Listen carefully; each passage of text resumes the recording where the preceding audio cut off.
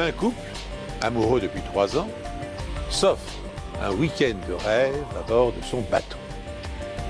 Mais, dans la nuit, l'escapade romantique vire à la tragédie. C'était suspect et ça n'avait aucun sens. Pour avoir cet argent, il n'y avait qu'une solution. On n'avait pas de corps, ni d'armes, ni de scène de crime.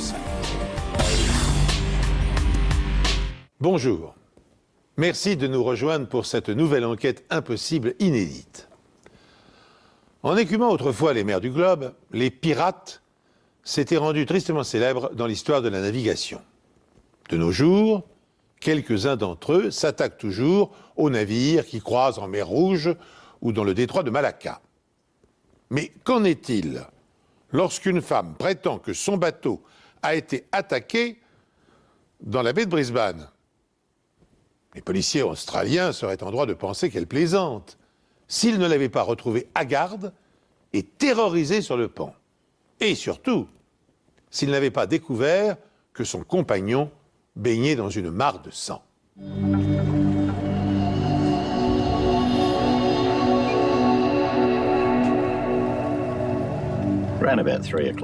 À environ 3 heures du matin, les secours ont reçu un appel pour une urgence médicale sur un bateau, quelque part dans la baie.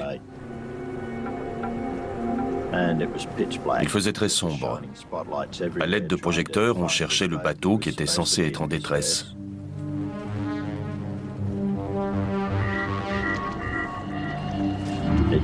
On a mis une demi-heure avant de le localiser. Le bateau était dans le noir complet. Tous les feux étaient éteints.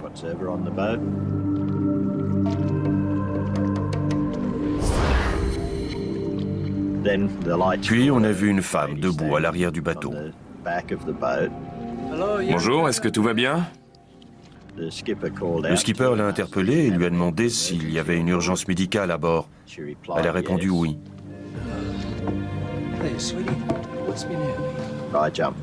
J'ai sauté à bord du Misty Blue et je lui ai demandé ce qui se passait.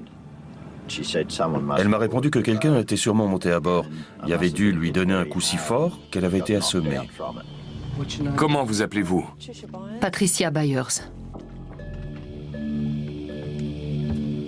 Quand je suis descendu dans la cabine, j'ai vu un homme étendu sur la banquette de droite. Il y avait beaucoup de sang. Il était conscient et je lui ai demandé ce qu'il s'était passé. Il m'a répondu que quelqu'un était monté à bord, qu'il avait entendu sa femme l'appeler, qu'il avait sursauté et que c'est à ce moment-là qu'il avait dû se cogner la tête.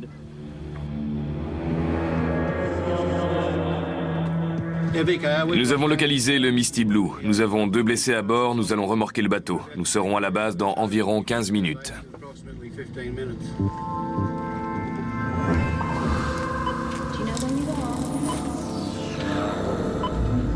L'homme et sa compagne sont immédiatement transportés à l'hôpital. La police est déjà sur place. Quand on est arrivé, on a vu John Asquith et Patricia Byers. L'équipe médicale s'occupait de la blessure de John à la tête. Ils semblaient très fatigués mais restaient relativement calmes face à nous. Ils ne comprenaient pas ce qui venait de leur arriver. Pendant que John recevait les soins nécessaires, on a essayé d'établir ce qui s'était passé au cours de cette soirée.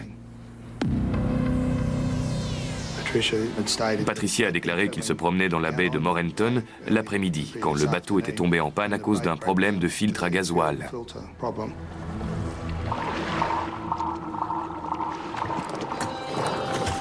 Elle a alors décidé de jeter l'ancre pour la nuit, dans le chenal. Ça a l'air bon, Oui. mais pas aussi bon que toi. Ils ont passé une soirée romantique, ils ont dîné et bu 2 bouteilles de vin et une demi-bouteille de Porto. Ils ont pris une douche nue à l'arrière du bateau avant d'aller se coucher. Pat, réveille-toi. La dernière chose dont elle se rappelait, c'était d'être recroquevillée nue à l'avant du bateau et de John, couvert de sang, lui demandant si tout allait bien. Ils se sont ensuite réfugiés à l'intérieur du bateau où John a lancé des appels de détresse pendant 1 heure et demie.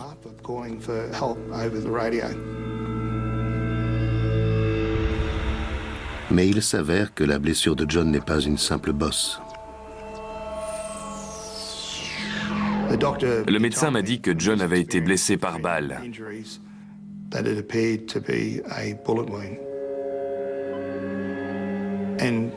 On s'est tourné vers John et Patricia Byers qui ont trouvé ça ridicule et ne l'ont pas pris au sérieux.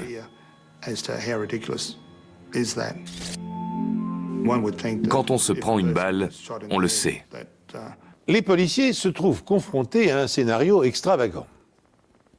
Un couple s'accorde une soirée amoureuse à bord de son bateau. Au milieu de la nuit, la femme reprend conscience après avoir été assommée. Elle est nue, désorientée, et son compagnon blessé à la tête et couvert de sang. Les radiographies révèlent que des fragments de métal se sont logés profondément dans le crâne de John Asquith. Qui est l'auteur de l'agression et quel est son mobile, puisque rien n'a été volé à bord? On s'est rendu à l'hôpital pour interroger John et Patricia sur ce qui s'était passé. Mais Patricia était introuvable. Elle n'était pas à l'hôpital. Il était alors crucial pour nous de la retrouver. 2 scénarios étaient envisageables. Soit quelqu'un était monté à bord du bateau, avait agressé Patricia et tiré sur John, soit ils étaient seuls sur le bateau. Une arme se trouvait à bord. Il ne restait plus qu'à établir à qui cette arme appartenait. À John, à Patricia ou à une tierce personne. La police recherche l'unique témoin de ce qu'il s'est passé sur le Misty Blue, Patricia Byers.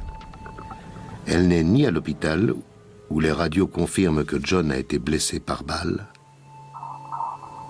ni chez elle. On s'est rendu chez elle, mais il n'y avait personne.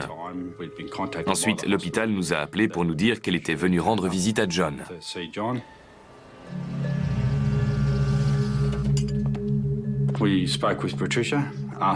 On a interrogé Patricia sur les événements et elle nous a dit que des pirates étaient montés à bord et avaient attaqué John.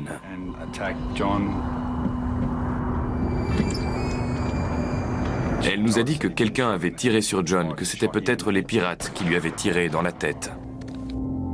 Pourtant, Patricia n'a fait aucune allusion à cela lors de son premier interrogatoire. Oublier un tel détail n'a rien d'insignifiant. On lui a demandé s'il y avait une arme à bord. Elle nous a répondu non. Puis on lui a demandé s'il avait une arme. Et elle nous a répondu qu'elle en avait 2 à son domicile et 1 à son travail. Je lui ai demandé si elle voulait bien nous accompagner à son domicile pour récupérer les armes. Elle a coopéré et nous a montré où se trouvait la carabine à air comprimé.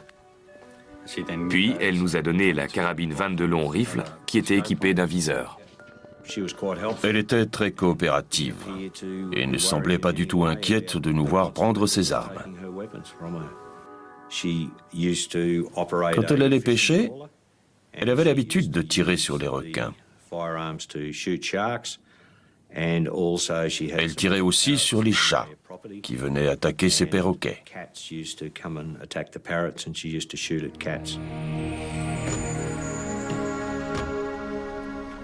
Patricia conduit ensuite les policiers sur son lieu de travail, où ils saisissent un fusil à pompe.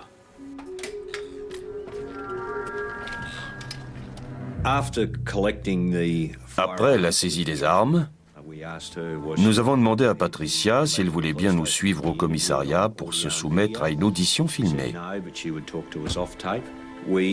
Elle acceptait de répondre à nos questions, mais hors caméra.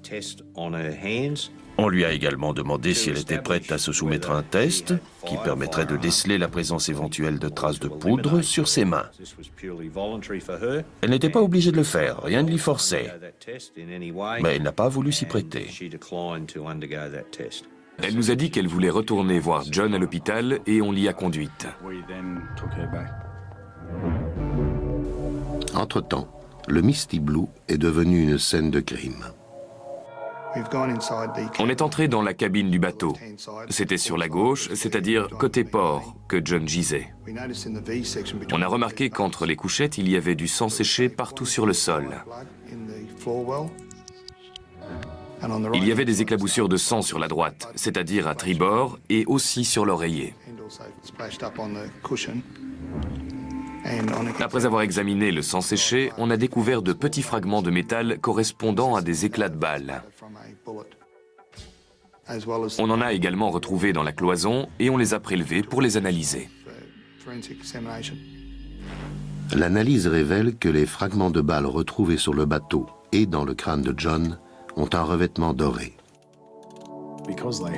Ce qui recouvre les fragments indique que les balles ont vraisemblablement été tirées avec un 22 long rifle. Cette arme a été retrouvée par les inspecteurs et amenée dans nos services pour une analyse plus poussée. Mais dans cette affaire, les morceaux de projectiles étaient tellement endommagés qu'on ne pouvait pas les utiliser pour identifier l'arme du crime. La carabine à lunettes télescopiques de Patricia ne peut donc être ni incriminée ni écartée. Et à ce stade de l'enquête, son histoire de pirate non plus. Je n'ai jamais entendu parler de pirate à Moreton Bay. Son histoire était plausible, mais il fallait qu'on le prouve. Rien ne manquait à bord. Les radios, le matériel de pêche, le barbecue, le portefeuille de John, tout était là. Rien n'avait été volé. Et quand on parle de pirate, on pense vol, donc la seule explication possible, c'est que John se soit tiré dessus. Même si c'est fortement improbable, vu que l'orifice d'entrée de la balle est situé sur le dessus de son crâne. C'est physiquement impossible qu'une personne se tire une balle dans la tête avec une carabine.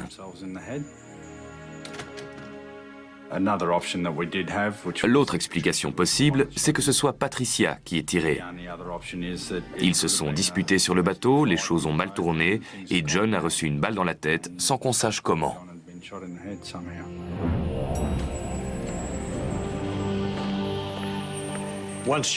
Dès que l'état de John nous l'a permis, on est allé l'interroger à l'hôpital. On a décidé de montrer les armes à John pour s'assurer que c'était bien celles qui se trouvaient à leur domicile. Il a identifié le fusil à pompe et nous a dit que c'était celui de leur magasin.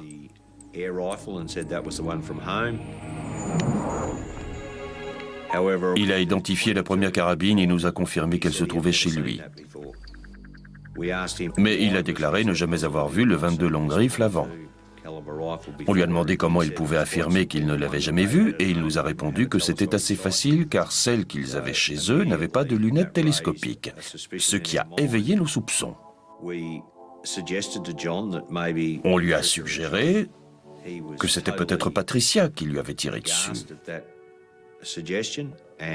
Il était horrifié par cette idée. Il nous a dit que c'était impossible parce qu'ils avaient une relation idyllique et n'avaient aucun problème. Il pensait que quelqu'un était monté à bord et les avait agressés, lui et Patricia.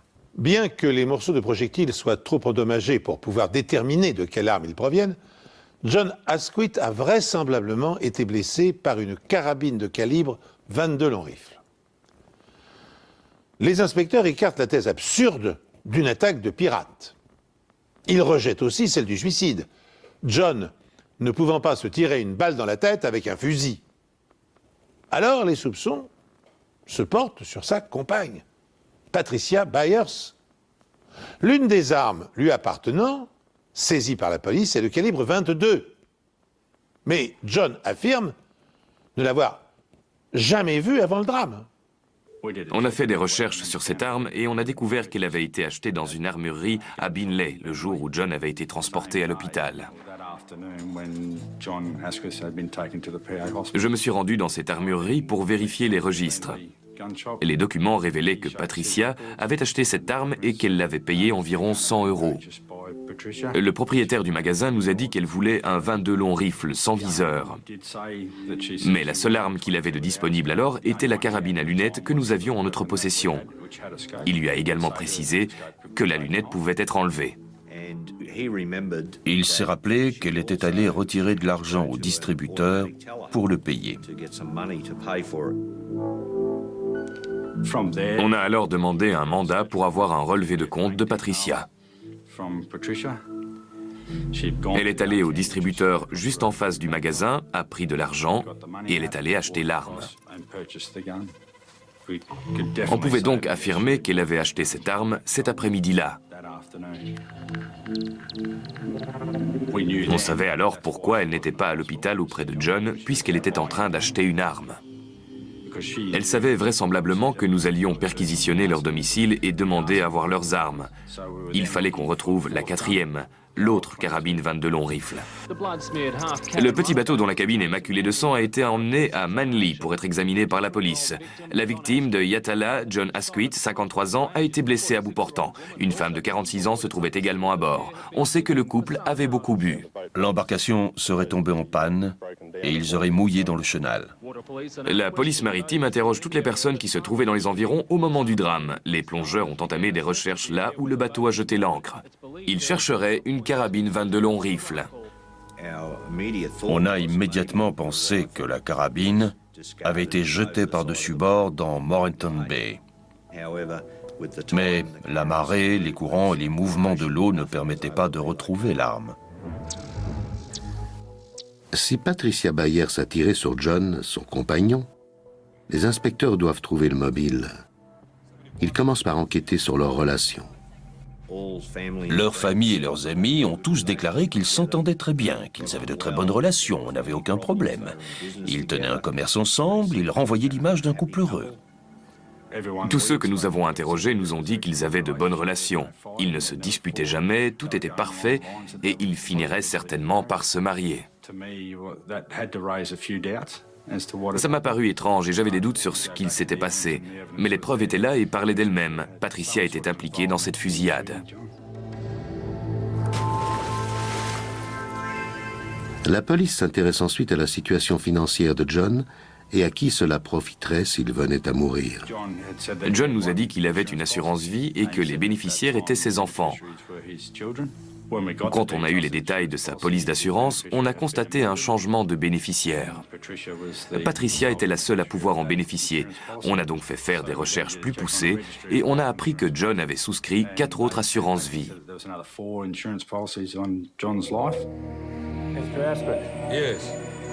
On a ensuite montré à John tous ses documents. Ces deux-là, il nous a dit qu'aucun des documents n'était signé de sa main. Aucun. On lui a demandé s'il savait qui aurait pu faire ça, mais il nous a répondu non. On lui a alors demandé si Patricia aurait pu le faire, ce à quoi il nous a répondu que c'était impensable, qu'elle ne pourrait jamais faire une chose pareille. Le montant des 5 polices d'assurance s'élevait à 175 000 € et l'unique bénéficiaire était Patricia Byers. Au fur et à mesure que les éléments du puzzle se mettent en place, la culpabilité de Patricia Byers s'impose aux yeux des enquêteurs. Car si John avait succombé à sa blessure, elle se serait approprié les primes des 5 assurances-vie soi-disant souscrites en sa faveur par son compagnon. Pour le prouver et pouvoir accuser Patricia de tentative de meurtre, les policiers confient à un graphologue les documents afin qu'il détermine qui les a falsifiés. Dans la plupart des cas de contrefaçon de signature, la personne essaie de reproduire ce qu'on appelle la représentation picturale de la signature originale. Quand on compare la signature de John Asquith à celles qui sont mises en cause, on remarque que la personne a essayé d'en reproduire les boucles et les spirales. Mais elle n'a pas fait suffisamment attention aux éléments qui rendent la signature de John Asquith unique, c'est-à-dire la fluidité, la vitesse d'écriture, la formation complexe des lettres et la pression du stylo exercée sur le papier. Dans cette affaire, toutes les signatures imitées ne parviennent pas à reproduire ces caractéristiques. Ce n'est pas John qui a signé ces documents et les signatures contrefaites sont l'œuvre d'une seule personne.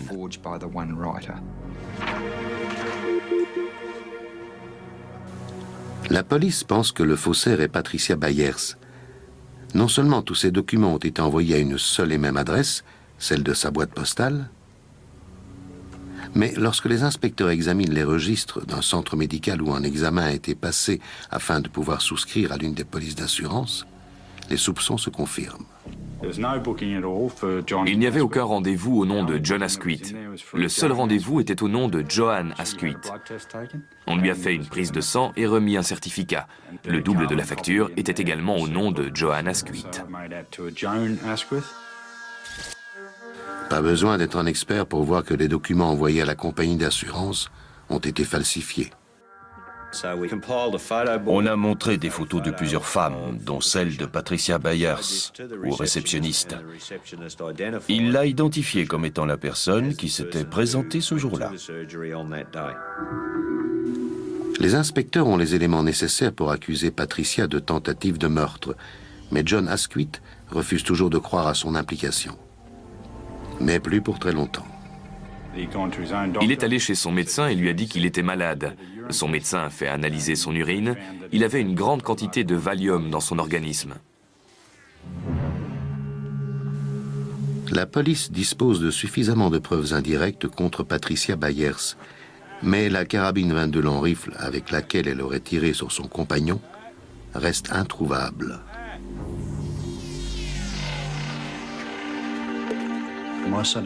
Mon fils Ashley était en train de pêcher quand il a aperçu la crosse ou le canon d'un fusil. On ne trouve pas ce genre de choses tous les jours au bord de la rivière. On avait entendu parler d'une fusillade sur un bateau et le lendemain, c'était à la télé et dans les journaux. On a fait le rapprochement et on s'est dit qu'il y avait peut-être un rapport. On a donc décidé de l'amener à la police. Détail étonnant. Ce sont les voisins de Patricia Byers qui retrouvent par hasard la crosse de la carabine dans la rivière. Il s'avère qu'elle fait partie d'une arme de calibre 22 long rifle. Une question se pose désormais. Est-ce celle dont s'est servie Patricia pour faire feu sur son amant?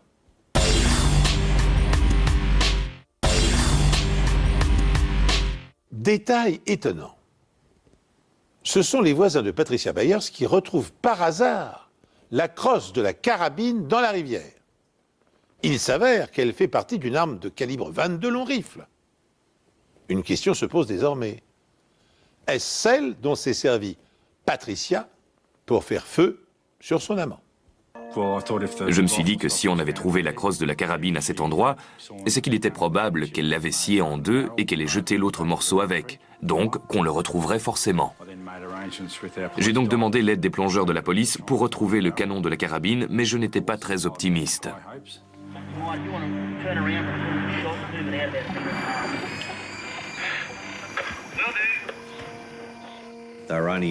Après seulement 40 minutes, un des plongeurs a retrouvé le canon d'un 22 long rifle.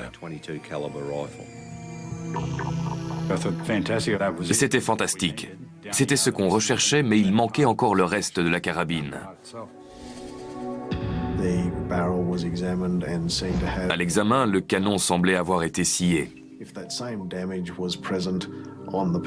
Et si on retrouvait la même chose sur le morceau de crosse restant de la carabine, cela pouvait avoir endommagé ou déformé la balle lors de son passage dans le canon.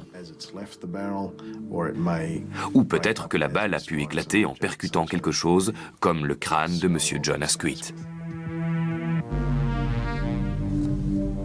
Je suis convaincu que s'il est encore en vie, c'est parce que la balle a éclaté avant de toucher son crâne. Il faut être réaliste. Si elle avait scié la carabine avec une scie à métaux et fait une entaille bien nette, je ne pense pas que John serait encore parmi nous aujourd'hui. Je me suis dit qu'elle avait scié la carabine chez elle. J'ai donc demandé un mandat de perquisition. Quand on est arrivé sur les lieux, il y avait un grand établi avec un étau. Les lieux étaient propres, mais sous l'étau, il y avait comme des copeaux de bois.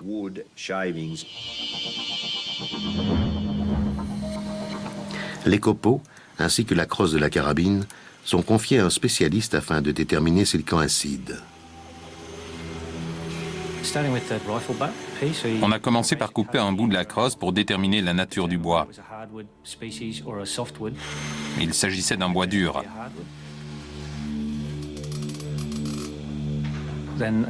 On l'a ensuite placé dans un microtome, qui est un outil tranchant.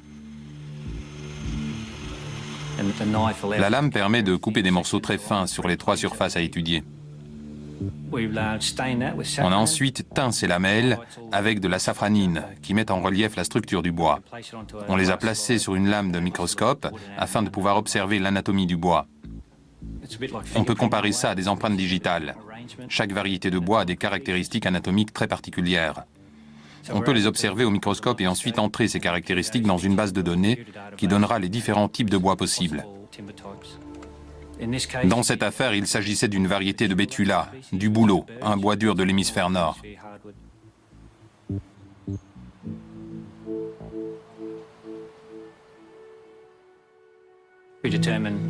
Nous avons conclu que les copeaux de bois étaient du bouleau, c'est-à-dire le même bois que la crosse de la carabine. Je pense qu'elle a scié la carabine chez elle à Yatala et qu'elle l'a emmenée sur le bateau. Elle avait prévu de faire une balade en mer ce week-end-là. Tout devait se passer ce week-end.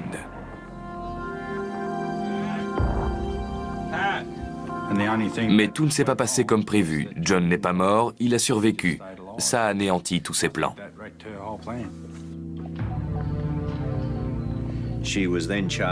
Elle a donc été accusée de tentative de meurtre, de coups et blessures avec intention de donner la mort, et de faux et usage de faux.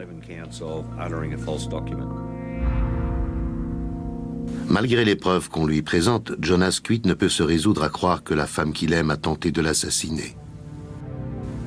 Mais 2 mois après l'arrestation et la libération, sous caution, de Patricia qui attend son procès, John change d'avis. Un jour, après avoir mangé ce que Patricia lui avait préparé, John a commencé à se sentir vraiment très mal. Il avait très envie de dormir, il se cognait partout et avait du mal à rester éveillé. Il est allé chez son médecin et lui a dit qu'il était malade. Son médecin a fait analyser son urine. Il y avait une grande quantité de Valium dans son organisme. Il nous a déclaré ne pas suivre de traitement et n'avoir pris aucun médicament depuis sa sortie de l'hôpital. Ça ne pouvait être qu'elle. Elle avait mis quelque chose dans sa nourriture. Cette prise de conscience a eu l'effet d'une bombe sur John. Il a complètement changé d'attitude et a compris que Patricia, la femme avec qui il vivait, et selon lui avec qui il avait une relation merveilleuse, avait essayé de le tuer. La police est sur le point de découvrir que John n'est pas la seule victime de Patricia Byers. Tandis que John Asquith découvre l'atroce vérité, Patricia Byers comparaît devant une cour de justice. Après 2 semaines de procès, le jury la déclare coupable de tentative de meurtre. Elle est condamnée à 12 ans de prison. L'estimant devenue inoffensive et incapable de récidiver, le juge lui accorde une mise en liberté conditionnelle après 3 ans d'incarcération. Quelques semaines plus tard, une information fracassante révèle que Patricia n'en était pas à son coup d'essai. J'ai reçu l'appel d'une femme qui s'inquiétait pour son père, qui avait vécu avec Patricia Byers. Après avoir pris connaissance de cette histoire dans les médias, elle a eu peur pour son père car tous ses biens, maisons, voitures, bateaux, appartenaient désormais à Patricia. Comment peux-tu me faire ça?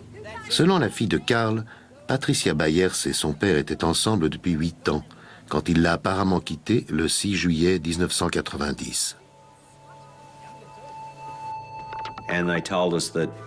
Sans nouvelles de leur père, ces filles ont téléphoné à Patricia, qui leur a dit qu'ils s'étaient séparés et qu'il était parti en Thaïlande rejoindre sa petite amie thaïlandaise. Elle semblait très émue. Elle criait et pleurait. Elle avait l'air très contrariée par cette séparation. Tout me semble parfait jusque-là. Oui, Vas-y, amuse-toi bien. merci beaucoup. Selon Ross Roberts, son patron, Carl Godkens avait l'intention de rejoindre sa petite amie thaïlandaise et de ne revenir que 2 mois plus tard. Il l'a vue pour la dernière fois 3 jours avant son départ. Il m'a demandé si je voulais aller boire une bière et je savais que j'allais être mal à l'aise. Donc j'ai refusé son invitation parce que je ne voulais pas m'immiscer dans ses problèmes conjugaux. D'accord, merci, à la prochaine. Ils sont restés dans la voiture un petit moment parce que Carl avait demandé une avance sur salaire. Ils ont convenu que Carl lui rembourserait plus tard ou que la somme serait déduite de son salaire. Ce n'était pas un problème, car c'était un homme intègre et droit. Je lui ai serré la main en lui souhaitant bonne chance et je lui ai dit qu'on se verrait à son retour. Il était surpris de recevoir environ 2 semaines plus tard une lettre dactylographiée de Carl. C'était une lettre de démission disant qu'il ne reviendrait pas. Qu'il s'était arrangé avec Trish pour la maison.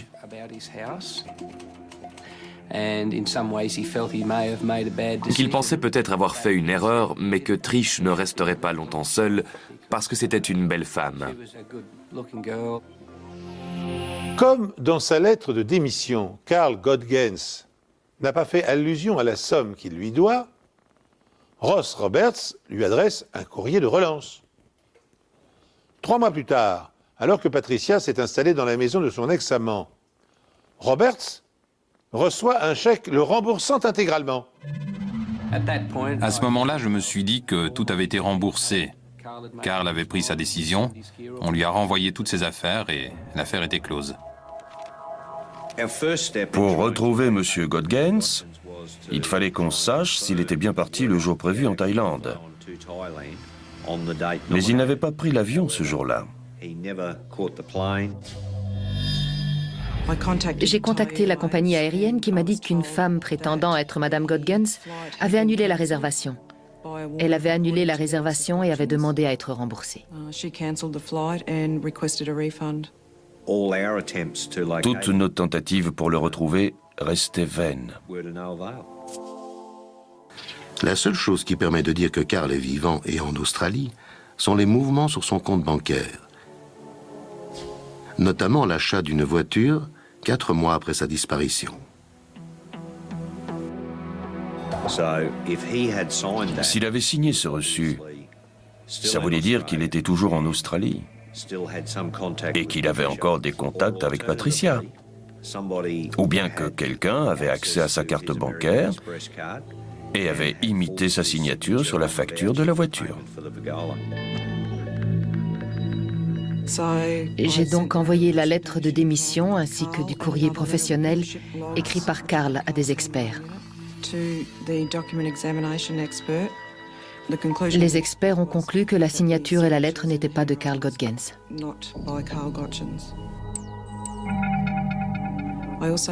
Je me suis également renseignée sur ce qu'étaient devenus ses biens et notamment sa maison à Yatala. J'ai découvert que la maison avait été mise au nom de Patricia 3 semaines après la disparition de Carl. Sur le document de transfert de propriété, la signature de Carl Godgens et de son témoin sont des imitations. La seule signature authentique était celle de Patricia Byers. Le reçu de sa carte bancaire est également une contrefaçon. Je suis allée chez le concessionnaire qui avait vendu la voiture. Le vendeur m'a dit s'être rendu à l'adresse de Yatala, où il avait rencontré une femme se présentant sous le nom de Madame Godgens et qui avait signé le reçu devant lui au nom de C.T. Godgens. D'un point de vue juridique, c'était une preuve irréfutable. On allait pouvoir utiliser la signature imitée par Patricia Byers sur le reçu comme point de référence et la comparer aux signatures des autres documents. On est arrivé à la conclusion que le faussaire qui avait signé ce papier était l'auteur des autres fausses signatures. La police dispose de preuves indirectes, mais elle n'a retrouvé ni corps, ni scène de crime, ni armes. Et leur principal suspect doit sortir de prison dans moins de 18 mois. Dissimulant sa véritable personnalité sous des apparences très agréables, Patricia Byers est une veuve noire d'une redoutable cruauté. Avant de s'en prendre à John Asquith, qu'elle aurait tué sans état d'âme si la balle n'avait pas explosé avant de l'atteindre, elle était parvenue à éliminer Carl Godgens, son ex-amant, pour accaparer la totalité de ses biens. Bien que les policiers n'aient pas trouvé son corps ni l'arme du crime, le procureur est convaincu de sa culpabilité. D'autant que de nouvelles preuves matérielles viennent bientôt alourdir son dossier. Des mois auparavant, elle s'était discrètement procuré une copie de son testament.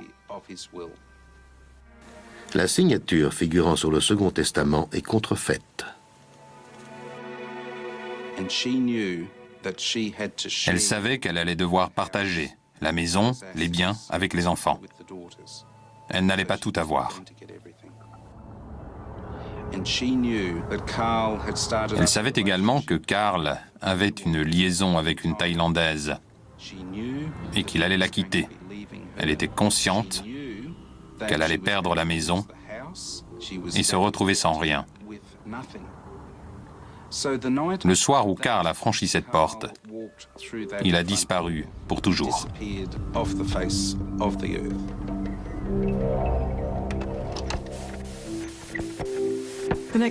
L'étape suivante était de vérifier qu'il ne restait pas de preuves dans la maison.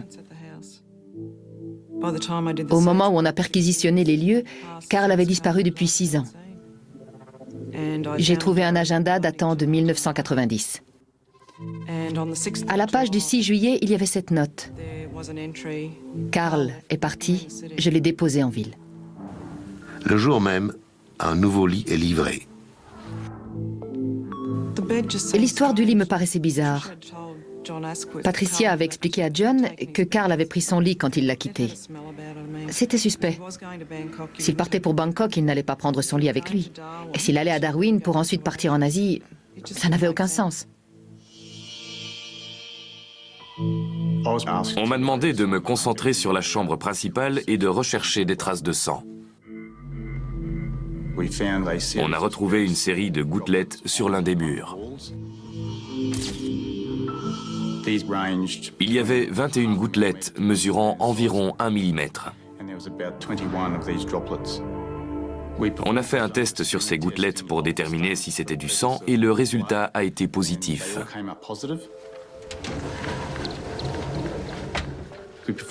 Sur le sol de la chambre, on a vaporisé du luminol. On recherchait là aussi des traces de sang. La moquette était posée comme ça, à même le sol. Ce qui m'a paru étrange, c'est qu'il n'y avait rien en dessous, pas de Thibaude.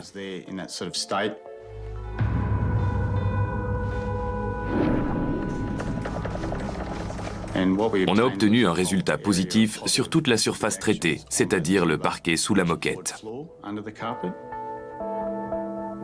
Quand on a rallumé la lumière, on s'est rendu compte qu'il y avait des taches sombres aux endroits où il y avait eu une réaction chimique, c'est-à-dire où le sol était devenu fluorescent dans le noir. Un profil ADN est créé à partir des taches de sang retrouvées dans la chambre de Carl Godgens. Les experts médico-légaux le comparent à celui de ses filles. Les signatures ADN présentent des similitudes, bien qu'il soit difficile de l'affirmer. La forme particulière des éclaboussures de sang permet par ailleurs de déduire le mode opératoire de l'assassin. On peut déduire de leur forme qu'elles sont le résultat d'une grande force exercée contre une source de sang.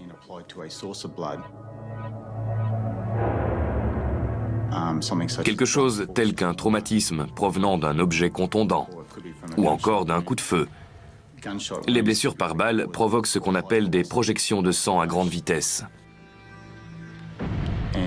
Et ces projections sont minuscules, comme si on les avait pulvérisées. Ces taches de sang sont infimes et n'ont donc pas pu être éliminées. Elles pouvaient provenir de quelque chose d'aussi banal qu'un éternuement ou d'une quinte de toux avec du sang dans la bouche et le nez. C'est probablement dans cette chambre, présentant toutes les caractéristiques d'une scène de crime, que Carl Godgens a été assassiné. On ne pouvait pas l'affirmer, mais ça en avait tout l'air. Les choses auraient été beaucoup plus faciles si on avait retrouvé son corps. Comment s'est-elle débarrassée du corps?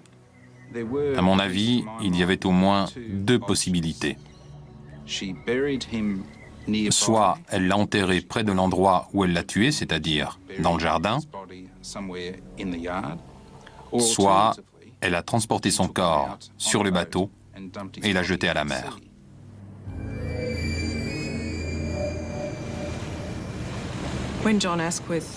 Lorsque John Asquith et Patricia se sont mis ensemble, leur maison à Yatala était encore en travaux.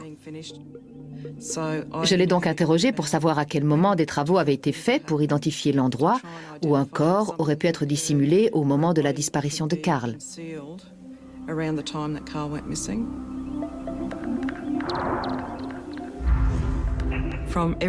D'après ce qu'il m'a dit, c'était l'abri de jardin l'endroit le plus probable puisqu'il a été construit quand Carl a disparu.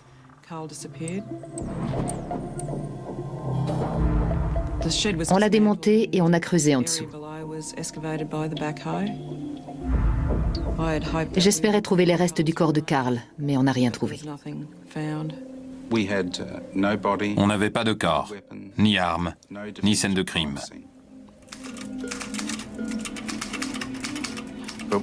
Mais on disposait de preuves indirectes contre Patricia Byers. Elle s'était donné beaucoup de mal pour échafauder un plan et faire disparaître Carl Godgens. Toutes les preuves prises séparément ne suffisaient pas à prouver sa culpabilité. Mais dans une affaire de meurtre, l'ensemble de ces preuves serait très convaincant devant un jury. Patricia Byers appelait des non coupables du meurtre de Carl Godgens. Celui-ci a disparu depuis le mois de juillet 1990. L'accusé soutient qu'il est parti à Bangkok pour épouser une prostituée thaïlandaise. Le procureur Paul Rutledge affirme que tous les biens matériels de Carl Godgens, s'élevant à des centaines de milliers de dollars, ont été dilapidés à la suite de fraudes directement imputables à Patricia Byers. Le mobile de Byers, c'était l'argent. Elle savait que, pour obtenir cet argent, ces biens, il n'y avait qu'une solution, la falsification de documents. Mais pour que ça fonctionne, il fallait que Carl meure. Après un mois d'audience, le jury la déclare coupable. Le verdict a été un soulagement pour John Asquith, qui a été la proie de la veuve noire en 1993. Je suis très content que justice ait été rendue. Jusqu'à présent, le jury ne savait pas que Patricia Byers purgeait déjà une peine de 12 ans de prison pour avoir tenté de le tuer. En conséquence de ce nouveau verdict, Patricia Byers passera le restant de ses jours en prison. Pourtant condamnée à la prison à vie pour le meurtre présumé de Carl Godgens et à 12 ans pour la tentative d'homicide sur John Asquith, Patricia Byers pourra demander sa mise en liberté conditionnelle en 2012.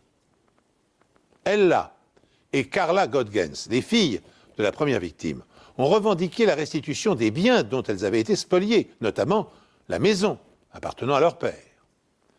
Dans l'attente d'une décision de justice, la location de la propriété est gérée par une agence immobilière.